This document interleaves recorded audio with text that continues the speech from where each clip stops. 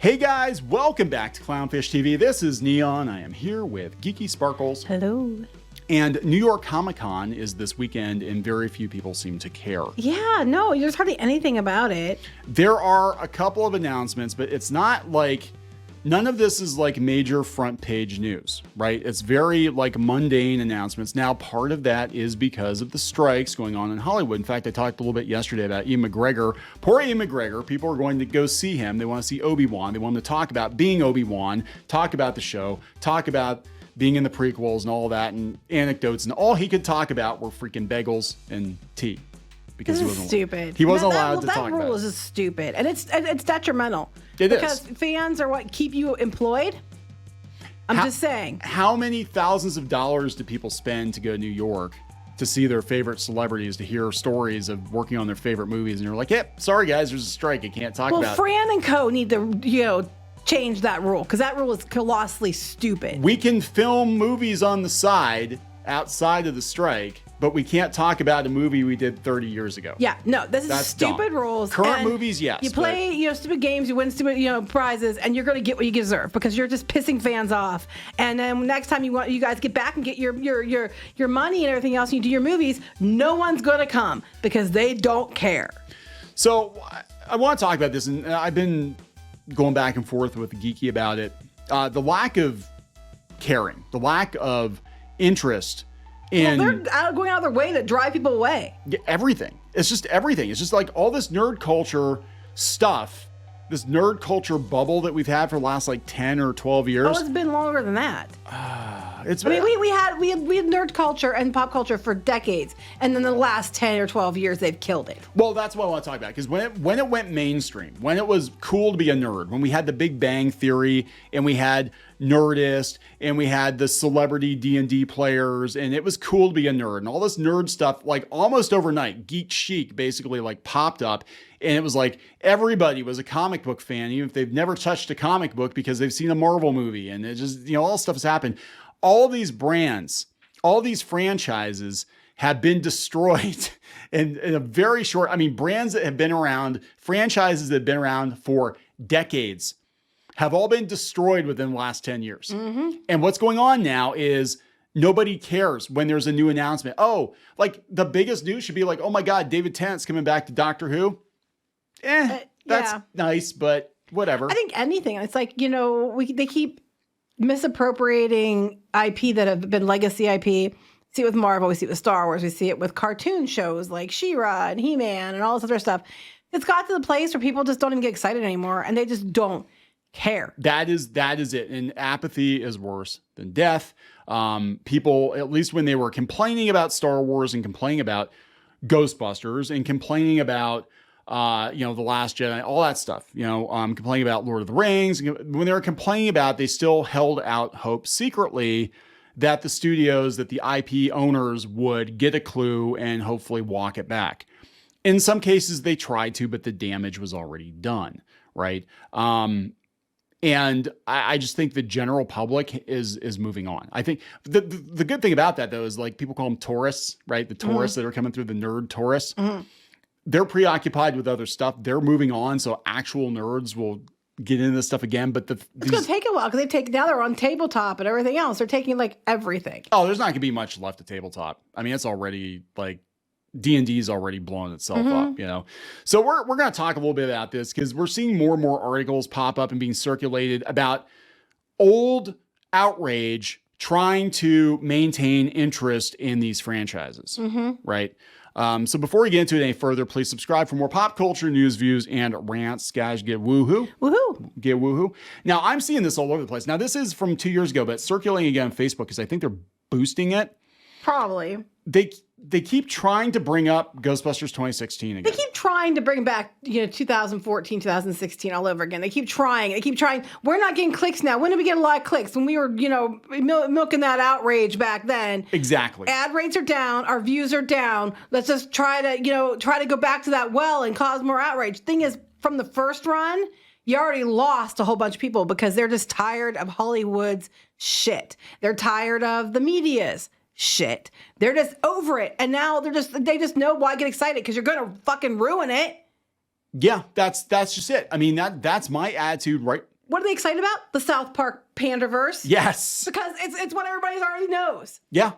But I mean, it's everything. It's video game franchises that have been around for ages are being destroyed. They ruin that all the time. Tabletop has been destroyed. D&D is a destroyed brand. Magic the Gathering is destroyed. And if you don't like it, it's because there's something wrong with you, not them.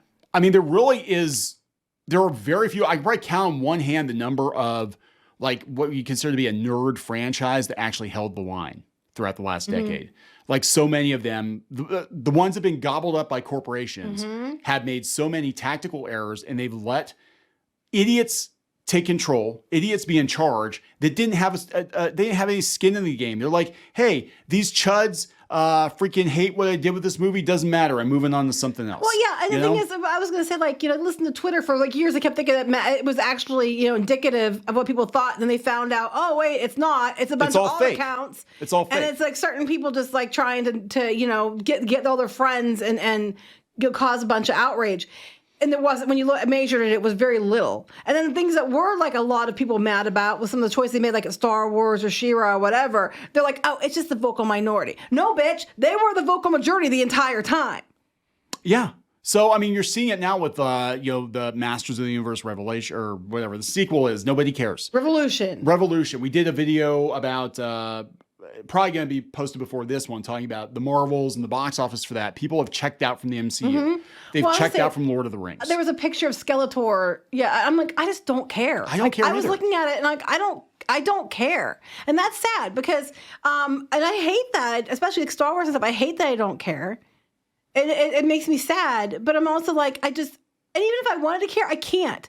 Because like, I don't want to have to go through it all again when you just inevitably do something else stupid for, high fives and check boxes, and you're going to ruin another franchise or ruin something else. And even if you start strong, you find a way to fuck it up. I mean, why did you have Lizzo and Jack Black in Mandalorian season 3? Why is it now about Bo-Katan? I'm like, come on. Yeah, I know. That's it. Yeah, because they're going out of their way. And it's like, you've destroyed everything. And the tourists got what they wanted, and now they're moving on to something else. They're bored. They're just going to go destroy that. And now they're coming for the 90s. Pretty soon they're going to come for they're going to reboot like Steven Universe from the stuff they care about. Oh, I can't wait. They were getting angry on the Mary Sue about Buffy getting rebooted. Well, they're mad about Fiona and Cake now. So, I mean, why are they mad about Fiona and Cake? Well, I guess it's set up as, well, first of all, it's mostly about Ice King. Yeah, because it was his fanfic. Right, yeah. It's mostly about him. And then I'm not going to ruin it for anybody, but by the last episode, people were pissed. I think they had good reason, honestly, because I was like, that was stupid. But, Adventure Time's like really hit or miss. I thought some of the movies were okay, but yeah, that's going to happen eventually because Cartoon Network, Warner Brothers, whatever, they have the right. They're going to job this stuff out. They're not going to care. They shut Cartoon Network studio down and the building down, right? And that's like one step in the freaking grave. What they will do eventually is outsource their IP to other companies, and you'll have somebody else come in and make a Steven Universe without Rebecca Sugar, and it won't be what Twitter wants, and they'll be like, "What the fuck are you doing?" Well, I was just thinking, it's funny to me because you think about the new shows that people are excited about because they're new things. Like these shows that are doing big, like with the Stranger Things, that's not new, but you know what I mean, like things like that, The Boys, stuff like that. They're ones that are a new thing. They're not a repurposed franchise. When you guys try to do the repurposed stuff and you do it poorly, especially, people hate it. Like a lot of K-drama is huge, like Squid Game and all that stuff was big. And a lot of the shows are bringing into these platform streamers are from other countries.